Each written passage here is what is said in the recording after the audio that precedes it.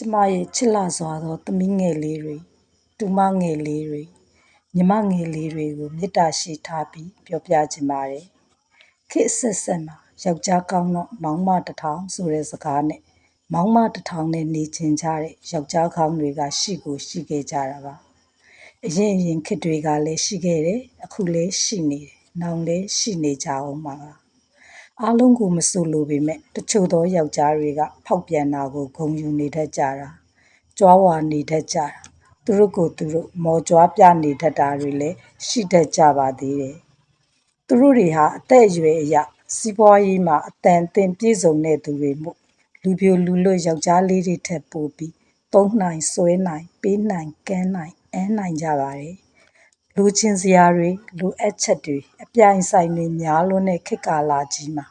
အသိဉာဏ်တိမ်တဲ့မိန်းကလေးတွေဟာကြောင်ကရင်းပြက်ကြီးတွေရဲ့ပါဇက်သေးကိုဇရက်တောင်ပန်ကျိုးလေးတွေအဖြစ်နဲ့အစားခံကြရတာပါပဲဒီနေရာမှာအမျိုးကောင်းသမီးလေးတွေကိုပြောချင်တာကတော့အလွယ်မလိုက်ပါနဲ့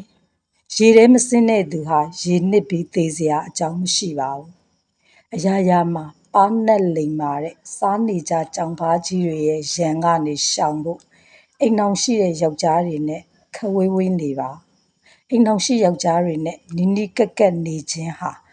ကိုယ့်ရဲ့ဂုဏ်သိက္ခာကိုကျဆင်းစေပါတယ်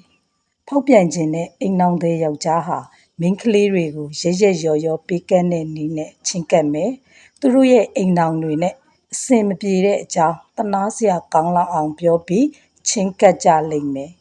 သတိထားပါအယုံမလွယ်ပါနဲ့အိမ်အောင်တဲ့ယောက်ျားတွေကိုစေတနာပိုမိရင်တနာတွေပြိုကျလာပါလိမ့်မယ်